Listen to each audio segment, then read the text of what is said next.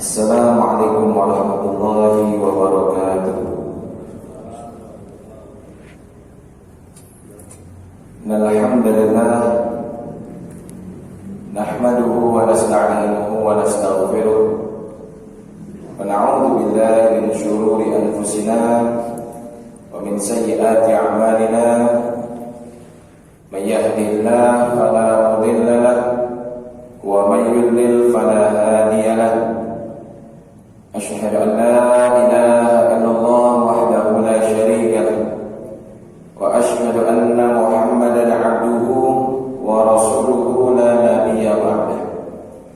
Allahumma shalli wa sallim wa barik ala sayyidina Muhammadin wa ala alihi wa ashabihi wa man tabi'ahu bi ihsanin ila yaumiddin. Amma ba'du, fa ya ibadallah wa ya ayyuhal hadirun ittaqullah li'anna taqwa ra'sul ta'at wa man yattaqillaha wa rasulahu faqad faza fawzan 'azima. Qala ta'ala fi kitabihil karim, a'udzu billahi minasy syaithanir rajim, fasholli li rabbika wanhar. Shadaqallahul azim. Ma'asyiral muslimin, hadirin wal hadirat yang dimuliakan Allah Ta'ala. Alhamdulillah, tidak terasa sebentar lagi kita akan memasuki bulan yang mulia, bulan yang suci. Allah Subhanahu wa Ta'ala tuliskan di dalam Al-Quran bahwa di antara bulan-bulan yang haram, bulan-bulan yang dimuliakan Allah Ta'ala selain Zulqa'dah, Rajab, dan di antaranya adalah Zulhijjah, di mana bulan Zulhijjah sebagai bulan besar kaum muslimin menjadi hari raya bagi kaum muslimin, dan itu adalah Idul Kubra, hari raya yang besar. Kalau kita lihat di daerah Timur Tengah, kita lihat daerah Arab, yang lebih meriah itu adalah Idul Adha, bukan Idul Fitri. Hanya saja di negara kita sudah menjadi kebiasaan Idul Fitri itu lebih meriah dibandingkan Idul Adha, dan banyak orang-orang menganggap Idul Adha adalah hari raya orang-orang yang sudah berhaji. Padahal tidak. Siapapun mereka dari umat Islam yang beriman kepada Allah Ta'ala dan Rasulnya, maka berhaklah ia untuk merayakan hari besar Idul Adha. Dan di dalam bulan Idul Adha itu Allah Subhanahu wa Ta'ala memberikan kita banyak sekali kemuliaan di dalam ibadah. Di antara ibadah yang disyariatkan adalah menyembelih hewan kurban. Allah Subhanahu wa Ta'ala berfirman di dalam surah Al-Kautsar, wa sholli li rabbika wanhar, dan sembahlah, beribadahlah kepada Allah Ta'ala, kemudian sembelihlah hewan kurban. Maka di dalam ibadah, tata cara pelaksanaannya, baik itu kurban ataupun yang lain, bukan hanya kita melihat kepada rukun dan syarat, kewajiban dalam melaksanakan ibadah tersebut. Di luar daripada itu, jauh lebih penting bagaimana kita mendahulukan adab di dalam setiap ibadah dibandingkan hal-hal yang lain. Bahkan adab ini diletakkan oleh para ulama di atas dari sebelum ilmu yang lain. Kalaulah seseorang menjaga adabnya di dalam ibadah, pastilah ia menjaga syarat dan rukun ibadah tersebut. Kalaulah seseorang itu menjaga adab di dalam kebaikan yang ia akan lakukan, pastilah ia akan menyempurnakan sunnah dan kewajiban dalam ibadah tersebut. Oleh karenanya pembahasan kurban adalah terkait dengan adab di dalam berkurban. Sebelum masuk di dalam adab-adab kurban, kita ketahui terlebih dahulu apa itu kurban. Ulama menjelaskan, para fuqaha, bahwa kurban itu diambil dari kata udhiyah. Udhiyah diambil dari kata ad-dhahwa, wa sumiyat bi awwali zamani fa'liha wa wadduha. Kenapa dikatakan udhiyah? Kenapa dikatakan ad-dhahwa? Karena asal penamaan itu diambil dari kata duha, yang artinya hewan kurban waktu terbaik penyembelihannya adalah di pagi hari dan disegerakan. Kemudian para ulama juga menjelaskan hiya ma yudbahu minan na'ami taqarruban ila Allah ta'ala min yaumin nahri ila akhiri ayyamit tasyrik.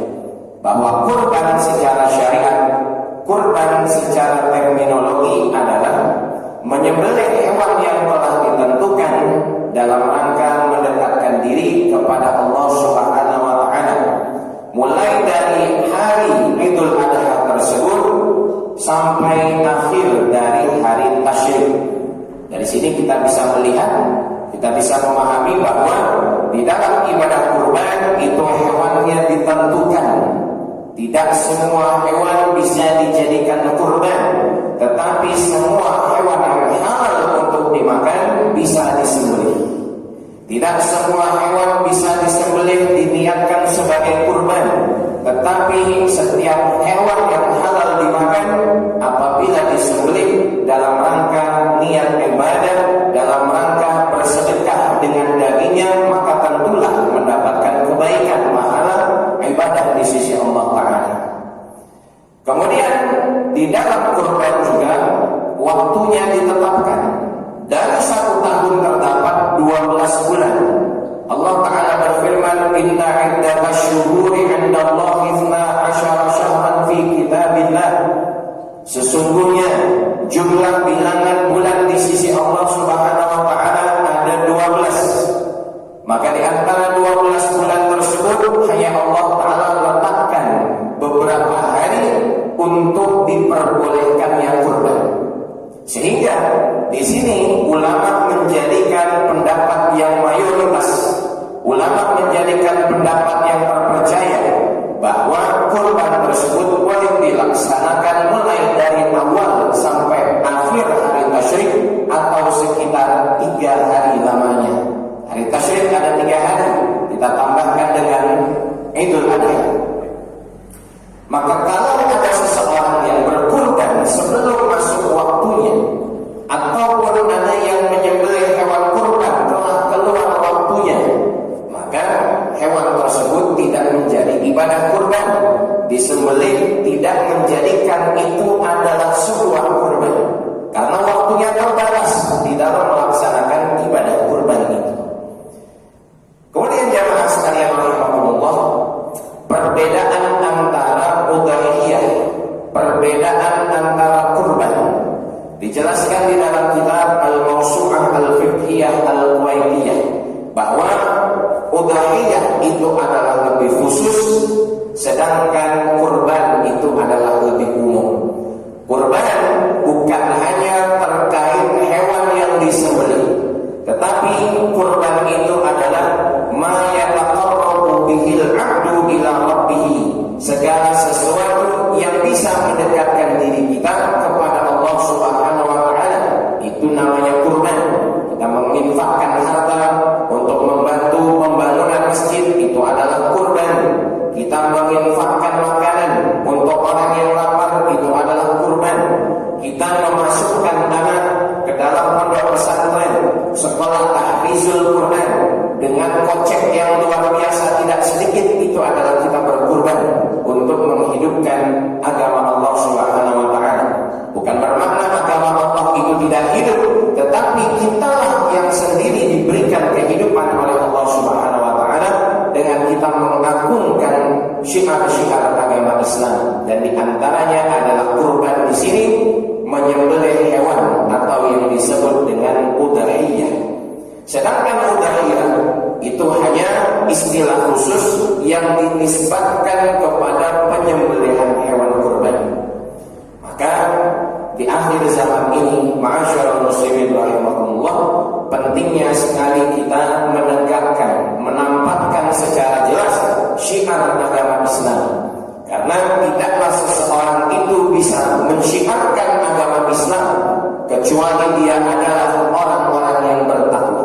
Terkadang orang hari ini malu untuk berkorban, orang hari ini malu untuk menghidupkan sunnah Nabi, orang hari ini malu untuk berjamaah ke masjid.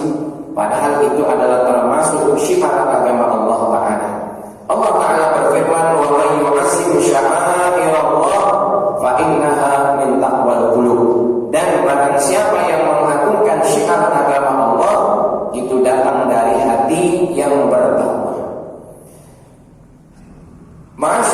muslimin, hadirin wa hadirat rahimakumullah, telah kita ketahui bahwa sejarah kurban yang masyhur adalah dimulai dari kisahnya Nabi Ibrahim alaihissalam dan Nabi Ismail alaihissalam.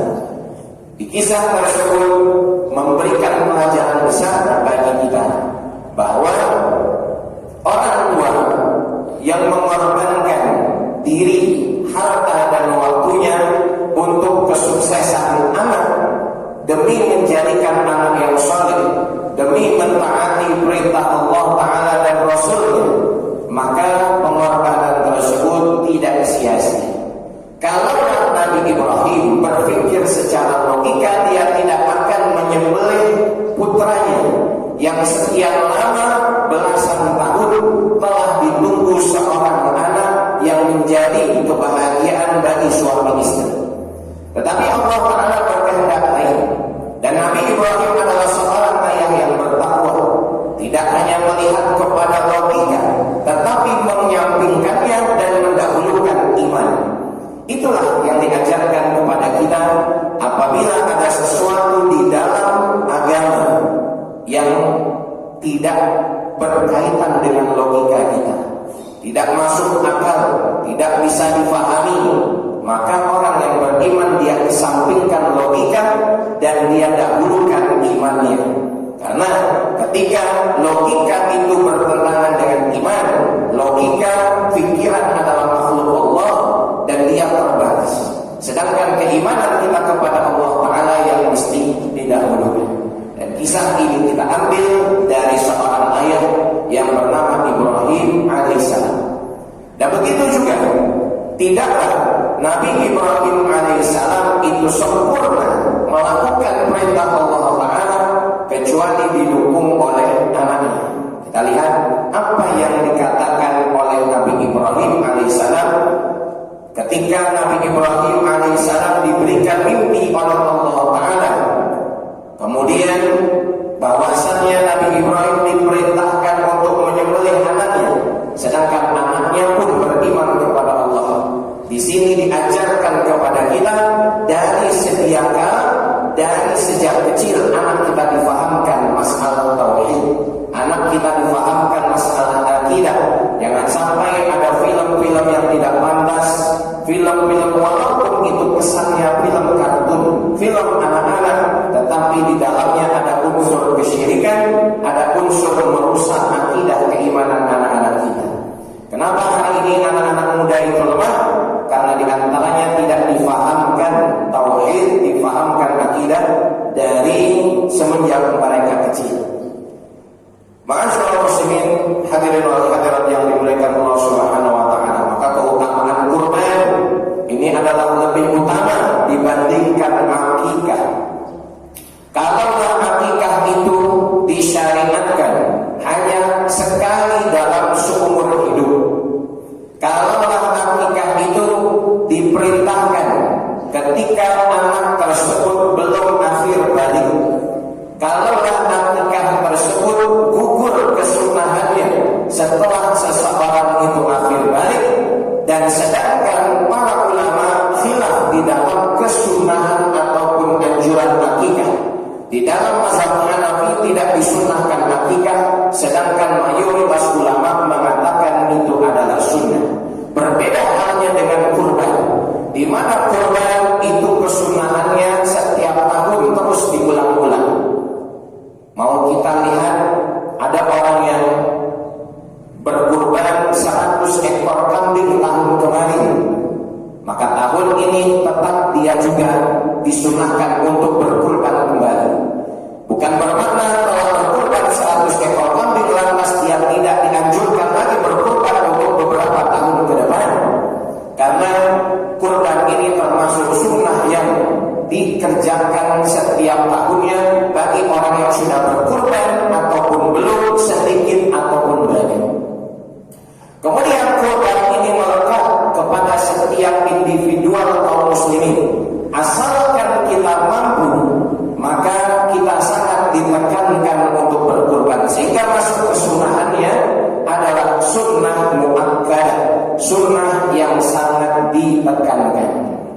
Bahkan sebagian ulama menjelaskan, kalaulah orang tersebut tidak ada uzur, lantas dia enggan untuk berkurban, maka jatuh hukum makruh kepadanya karena meninggalkan sunnah muakkadah. Ma'asyiral muslimin, hadirin wa hadirat rahimakumullah. Saking kuatnya perintah kurban, bahkan di dalam mazhab Hanafi menyatakan kewajiban di dalam kurban tersebut bagi yang mampu. Oleh sebabnya, para ulama berbeda pendapat ketika menafsirkan firman Allah Ta'ala dalam surat Al-Kautsar yang dibacakan tadi. Fasholli li rabbika wanhar, dan dirikanlah salat karena Allah, kemudian sembelihlah hewan kurban. Wanhar di sini artinya kalimat perintah. Dalam kaidah fikih dijelaskan al-aslu fil amri lil wujub. Hukum asal perintah itu adalah wajib, kecuali memang ada kaidah lain, ada dalil lain yang menyatakan bahwa itu tidak wajib. Allah Subhanahu wa taala berfirman, wa aqimus sholata wa atuz zakata warka'u ma'ar raki'in, dan dirikanlah salat, tunaikanlah zakat. Maka perintah salat menjadi wajib, perintah zakat menjadi wajib, karena dalam kaidah dijelaskan hukum asal perintah adalah wajib. Maka di sini mazhab Hanafi menyatakan bahwa kewajiban berkurban bagi yang mampu, karena firman Allah Ta'ala itu adalah perintah wanhar, dan sembelihlah. Jadi apabila ada seseorang yang mampu berkurban di negara yang makmur ia tinggal, maka wajiblah ia berkurban. Tidak berkurban maka berdosa menurut Al-Imam Abu Hanifah. Kemudian begitu juga hal yang senada dikeluarkan oleh Imam Malik rahimahullah ta'ala. Maka Imam Malik berkata wajib seseorang yang mampu untuk berkurban, karena Allah Subhanahu wa taala telah perintahkan di dalam nas. Bahkan di dalam mazhab Maliki itu sendiri, orang yang dia meninggalkan kurban sedangkan dia mampu, apa kata Nabi sallallahu alaihi wasallam? Barang siapa yang mampu berkurban tetapi dia tidak berkurban, meninggalkan kurban, fala yaqrabanna musallana, maka janganlah ia dekati tempat salat kami. Seakan-akan Nabi Muhammad SAW ingin menunjukkan kepada kita bahwa orang yang meninggalkan kurban, orang yang berbuat dosa, orang yang berbuat dosa tidak pantas untuk dekat ke tempat salat. Maka jamaah sekalian rahimakumullah, ibadah kurban jauh lebih kuat, jauh lebih besar keutamaannya dibandingkan akikah. Tetapi keduanya apabila diamalkan tentulah mendapatkan pahala di sisi Allah Ta'ala sesuai dengan yang telah diniatkan. Berbeda halnya dengan mazhab Syafi'i dan Imam Ahmad bin Hanbal menyatakan kurban itu adalah sunnah, kurban adalah tidak wajib. Kenapa berbeda pemahaman Imam Syafi'i dan Imam Ahmad bin Hanbal terkait masalah kurban, sedangkan dua imam terdahulu menyatakan kewajibannya? Kata Imam Syafi'i rahimahullah ta'ala, firman Allah Subhanahu wa ta'ala itu tidak bisa difahami hanya dengan satu ayat saja. Maka firman Allah Subhanahu wa ta'ala itu haruslah dibandingkan dengan dalil yang lain, karena di dalam syariat pengambilan dasar-dasar hukum itu tidak keluar dari 4 yang disepakati ulama: Al-Quran, hadis, ijma, dan qiyas. Sedangkan kita tidak bisa hanya dengan memahami fasholli li rabbika wanhar, kita mengetahui bahwa perintah Allah Ta'ala itu wajib, karena tidak setiap perintah menyatakan kepada kewajiban. Ma'asyiral muslimin rahimakumullah. Sehingga di dalam mazhab Syafi'i dan mazhab Imam Ahmad bin Hanbal menyatakan kurban adalah sunnah yang ditekankan. Karena Nabi Shallallahu Alaihi Wasallam pernah bersabda, "Kutiba alayya an-nahru, walam yuktab alaikum." Kurban itu diwajibkan ke atas saya, tetapi tidak diwajibkan kepada kalian. Nabi Shallallahu Alaihi Wasallam wajib berkurban. Allah Taala perintahkan, tetapi Nabi berkata bahwa kurban tidak wajib bagi kalian, yaitu para sahabatnya dan umatnya. Sehingga di sini para ulama menjelaskan bahwa kurban adalah sunnah muakkadah. Maka jangan sekali-sekali kita hari ini menyepelekan ibadah kurban, enggan mengeluarkan harta kita untuk berkurban, karena itu bentuk dari ibadah kepada Allah Ta'ala yang hanya bisa kita dapati setahun sekali. Maka selagi kita bisa berkurban hari ini, maka kurbankanlah harta kita untuk membeli hewan yang akan disembelih pada hari Idul Adha tersebut. Kemudian, ma'asyiral muslimin rahimahumullah, Nabi Shallallahu Alaihi Wasallam beliau berkurban dengan 2 ekor kambing kibas. Dijelaskan di dalam hadis yang diriwayatkan oleh Imam Muslim dari Anas bin Malik radhiyallahu taala anhu. Hadis fi'li, yaitu sahabat melihat Nabi Shallallahu Alaihi Wasallam melaksanakan kurban. Apa kata Anas bin Malik? Dhahan Nabi Shallallahu Alaihi Wasallam bikabsyaini amlahaini aqrabaini dzabahahuma biyadihi wa samma wa qabbara wa wada'a rijlahu ala sifahihima. Nabi Shallallahu Alaihi Wasallam menyembelih 2 ekor kambing kibas. Amlahain aqrabain, kambing tersebut mempunyai ciri-ciri bulunya putih, tetapi ada hitam-hitamnya. Kalau manusia putih ada hitam-hitamnya kurang bagus, tapi kalau kambing putih ada hitam-hitamnya, itu kambing yang terbaik untuk kurban. Hitam polos saja tidak, hitam polos saja itu kurang baik. Putih polos juga tidak, kurang baik, tetapi putih yang ada hitam-hitamnya. Kemudian mempunyai tanduk, aqrabaini 2 tanduk itu.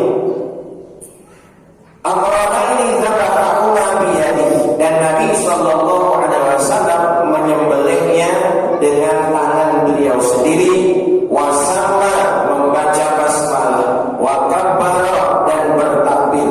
Dan Nabi Shallallahu Alaihi Wasallam meletakkan kaki beliau di atas, meletakkan leher hewan kurban tersebut, yakni kambing, di atas paha beliau.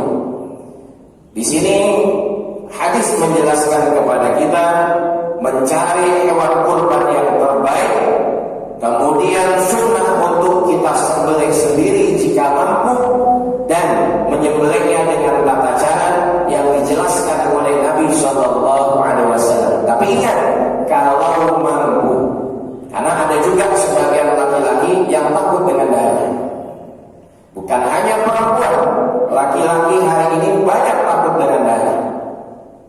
Sehingga kalaulah dia menyembelih hewan tersebut kemudian pingsan, maka lebih baik jangan. Nanti orang-orang sibuk untuk ngurusin orang itu dibandingkan ngurus hewan kurban itu. Tapi kalau mampu, maka yang terbaik kita sembelih sendiri dengan tangan kita sendiri. Baik, jamaah sekalian, hadirin wa hadirat yang dimuliakan Allah Subhanahu wa taala, itu terkait masalah hukum ahkam kurban, kemudian bahwa kurban itu adalah sunnah muakkadah, khususnya kita yang di Indonesia mayoritas mengikuti mazhab Syafi'i, mengambil sunnah yang sangat ditekankan. Selanjutnya adalah sunnah tersebut terbagi menjadi 2 bagian. Ada sunnah aini, ada sunnah kifai. Apa perbedaannya? Sunnah aini adalah ibadah yang dianjurkan dan mesti kita kerjakan, tidak bisa diwakilkan. Contoh, seorang suami sudah melaksanakan sholat duha, maka sholat duha itu tetap disunahkan bagi istrinya. Sholat duha itu tetap disunahkan bagi anak-anaknya. Tidak diartikan ketika seorang suami sudah melaksanakan sholat duha, lantas kesunahan sholat duha gugur dari istri dan anak-anaknya. Itu adalah sunnah aini. Jadi kalau suami disunahkan duha, maka istri dan anak-anak pun disunahkan duha, meskipun suami telah mengerjakannya. Kalau suami disunahkan untuk sholat tahajud, maka setiap orang pun disunahkan untuk sholat tahajud. Bukan berarti tetangga kita sudah tahajud, lantas kita tidak sunnah lagi tahajud. Tetap semuanya disunahkan dan tidak bisa diwakilkan. Jadi sunnah ini adalah dianjurkan untuk dikerjakan dan mesti dilakukan sendiri, tidak bisa diwakilkan. Yang kedua adalah sunnah kifayah, dan kurban itu bagi setiap keluarga adalah hukumnya sunnah kifayah. Bagi setiap kaum muslimin adalah hukumnya sunnah aini. Contoh, saya sunnah berkurban walaupun tetangga saya sudah berkurban, itu sunnah aini. Tapi kalau kurban untuk satu keluarga, misal seorang suami hanya mampu berkurban seekor kambing, maka dengan kurban seekor kambing tersebut otomatis satu keluarga mendapatkan pahala dan gugur kesunahan keluarga itu. Seorang suami berkurban seekor kambing, maka istrinya otomatis mendapatkan pahala, anak-anaknya pun mendapatkan pahala. Itulah yang difahami sebagai sunnah kifayah. Karena di dalam hadis yang sahih, Nabi SAW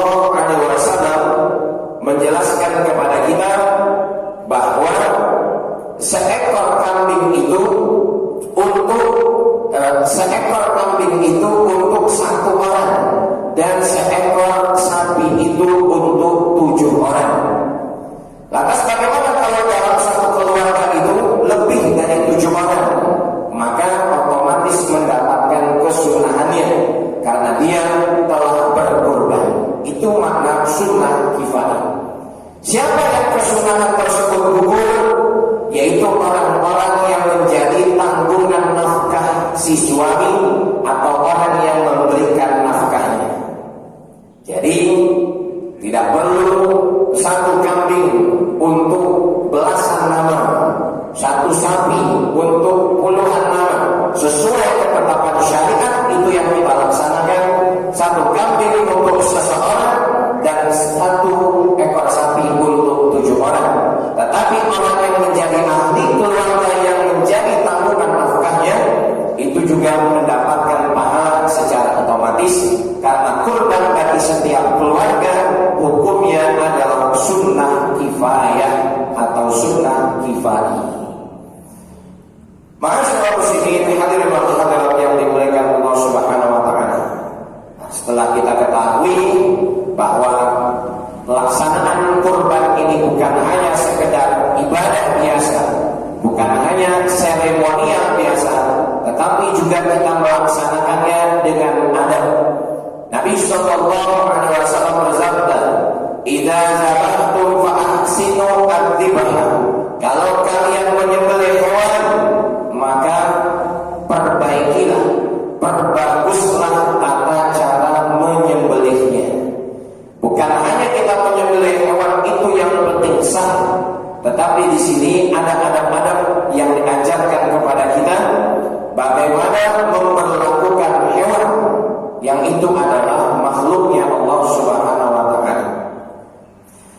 Hal-hal yang dituntut untuk orang yang berkurban bukan hanya sekedar menyempurnakan rukun dan syarat, tapi adab memperlakukan hewan tersebut. Di antara adab-adab yang dijelaskan oleh para ulama untuk kita berkurban Bagaimana tata caranya? Yang pertama adalah sunnah bagi kita sebelum menyembelih hewan kurban itu untuk membaca basmalah, yaitu Bismillahirrahmanirrahim.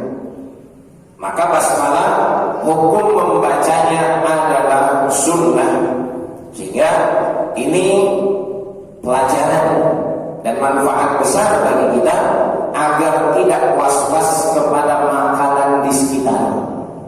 Kadang ada orang yang terlalu was-was kepada makanan, beli sate ayam, padahal dia tahu yang dagang, tapi masih ditanya, ini yang nyembelih siapa?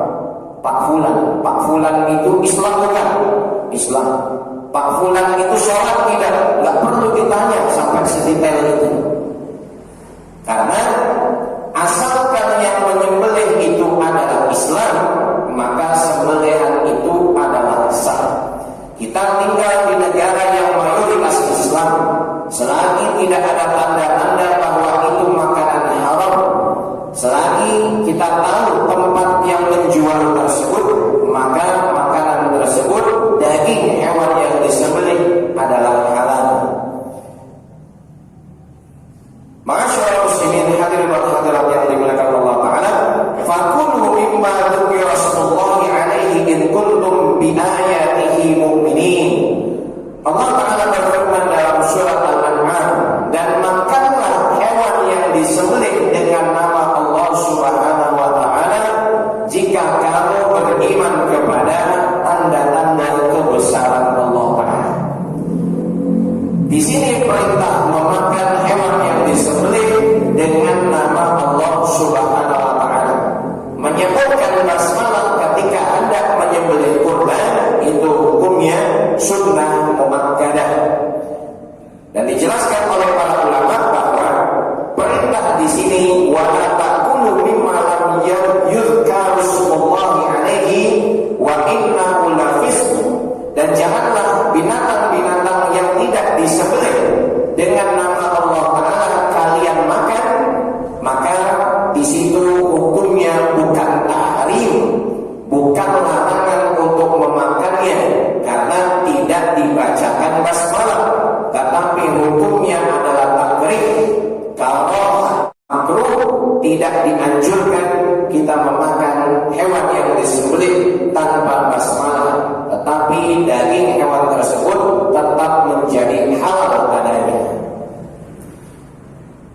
Yang pertama, adab kita dalam menyembelih kurban adalah dengan membaca basmalah.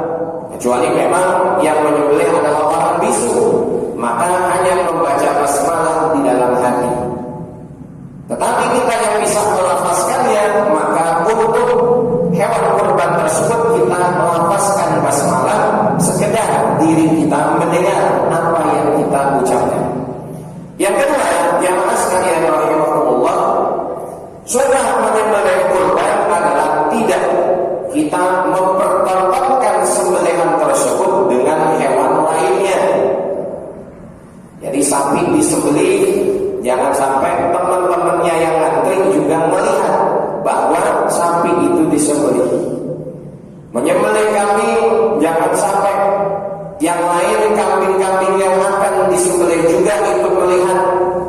Karena Nabi SAW menghimbau kepada kita untuk tidak mempertontonkan penyembelihan hewan kurban itu di hadapan hewan yang lain, karena termasuk bagian dari adab. Dan apabila hewan yang lain melihat hewan yang disembelih tersebut, akan menyakiti dan membuat hewan yang lain itu stres. Oleh karenanya kita sembunyikan. Di pondok pesantren kami di Jawa Tengah, setiap tahun paling sedikit berkurban 500 ekor kambing. Terakhir 2019 itu kurban 1.500 ekor kambing dan selesai dipotong dalam waktu 3 hari. Padahal yang memotong cuma 1 orang.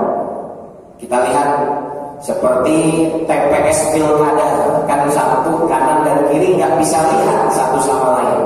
Nah, kita bikin seperti itu agar ketika kambing yang disembelih tidak terlihat oleh kambing-kambing yang lain. Kecuali memang sapi sedikit susah. Dan itu adalah di antara adabnya. Jadi kalau ada 5 tempat yang dibatasi dengan satir, kemudian 5 kambing itu dijejerkan, maka satu orang tadi tinggal menyembelih saja satu persatu. Dan satu orang itu menyembelih 1.500 ekor kambing dalam waktu 3 hari. Kemudian yang ketiga, jemaah sekalian rahimakumullah, kesunahan dan adab bagi orang yang berkurban adalah mulai dari awal Idul Adha, ketika dia sudah menyerahkan hewan kurban itu untuk disembelih. Misal 3-4 hari lagi mau masuk Idul Adha, kemudian diserahkanlah sapi ataupun kambing kurbannya. Sampai kepada waktu penyembelihan hewan kurban itu, maka janganlah dia memotong bulu ataupun mencukur bulu yang ada pada badannya terlebih dahulu sehingga hewan tersebut disembelih. Katakan Idul Adha masuk pada hari Jumat, sedangkan dia serahkan sapi itu pada hari Senin. Dari Senin sampai hari Jumat, kesunahannya tidak mencukur rambut, tidak memotong kumis, tidak memotong kuku dan semisalnya sampai hewan yang disembelih tersebut selesai. Tapi ini bagi yang berkurban. Yang tidak berkurban maka tidak masalah. Apa ilatnya? Apa alasannya? Kenapa tidak dianjurkan untuk memotong kuku dan bulu-bulu terlebih dahulu bagi orang yang berkurban? Karena di situ terletak pahala yang sempurna yang Allah Ta'ala akan berikan. Sehingga maka ketika hewan tersebut disembelih, barulah dia membersihkan diri dengan kesunahan mencukur bulu atau memotong kuku, tangan dan kakinya. Selanjutnya, masyarakat muslimin rahimahullah, adab yang banyak ditinggalkan hari ini adalah meninggalkan untuk memastikan bahwa alat pemotong itu betul-betul tajam, baik pisau ataupun golok yang akan dipakai. Maka kita pastikan dicoba, dites, diasah sebelumnya. Karena terkadang ada golok di rumah, ada pisau di rumah yang memang itu tidak biasa untuk kurban, dipakai untuk kurban, maka kualitasnya akan berbeda. Karena untuk memotong hewan itu betul-betul kita pastikan setajam mungkin dan cepat melukai. Maka dalam kitab-kitab fikih dijelaskan syarat alat memotong hewan kurban ataupun hewan sembelihan yang paling sempurna. Yang pertama adalah dia bisa melukai dengan ketajamannya, sehingga tidak bisa berkurban dengan palu contohnya. Itu sapi ataupun kambing dipukul pakai palu walaupun mati. Kenapa? Karena palu tidak melukai dengan ketajamannya. Dan tidak mesti menyembelih hewan kurban itu dengan pisau ataupun golok. Contoh, tidak ada pisau, tidak ada golok, adanya samurai, silakan pakai samurai. Karena yang terpenting diperhatikan adalah dia melukai dengan ketajamannya. Contoh, ada tentara yang di hutan sudah 1 minggu, kemudian dia lihat ada seekor rusa, ditangkaplah rusa tersebut. Lantas ketika mau menyembelih rusa itu, tidak ada pisau ataupun alat untuk menyembelih, melainkan ada sebilah kaca. Dan kaca itu adalah bisa melukai dengan ketajamannya. Maka boleh menyembelih hewan tersebut menggunakan kaca yang tajam. Contoh, karena Tidak dijelaskan mesti dengan pisau ataupun golok, tetapi alat yang digunakan untuk menyembelih adalah dengan sebab ketajamannya. Kemudian yang kedua, jamaah sekalian rahimakumullah, dari alat memotong hewan kurban ada 3 yang dilarang kepada kita. 1, benda tumpul, itu tidak boleh. Kedua, dengan tulang, itu tidak boleh. Dan yang ketiga adalah dengan gigi, itu juga tidak boleh. Contoh, ada yang ketemu tulang gajah di hutan, kemudian tulang tersebut dia masak sehingga tajam, maka tulang itu tidak boleh dipergunakan untuk menyembelih hewan, karena Nabi SAW melarangnya. 3, benda tumpul, kemudian dari gigi ataupun dari tulang hewan. Kan ada hari ini orang yang bikin seperti pisau dari tulang hewan. Selanjutnya adabnya adalah menghadap ke arah kiblat, baik hewan yang disembelih dan tempat penyembelihannya. Kita bersyukur di Indonesia karena di setiap masjid diperbolehkan untuk menyembelih kurban. Kalau di Singapura, di Malaysia, di masjid nggak boleh menyembelih hewan kurban karena akan mencemarkan lingkungan. Sehingga hewan kurban itu mesti disembelih di tempat pemotongan hewan. Tapi kita bersyukur bisa menampakkan syiar agama Islam tersebut dengan masjid-masjid, musola-musola mengadakan penyembelihan kurban. Tapi yang perlu kita perhatikan adalah tempat penyembelihannya. Ketika kita awal ingin membuat lubang untuk penyembelihan hewan kurban, itu diarahkan ke arah kiblat. Kemudian yang kedua, ketika yang menyembelih juga menghadap ke arah kiblat. Jadi hewan kurban berupa sapi ataupun kambing itu dibaringkan ke arah sebelah kanan lambungnya.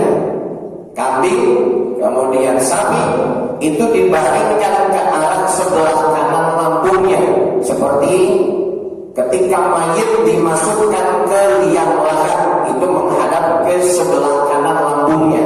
Sebelah kanan lambungnya sapi, sebelah kanan lambungnya kambing itu berada pada bagian tanah ataupun lantai.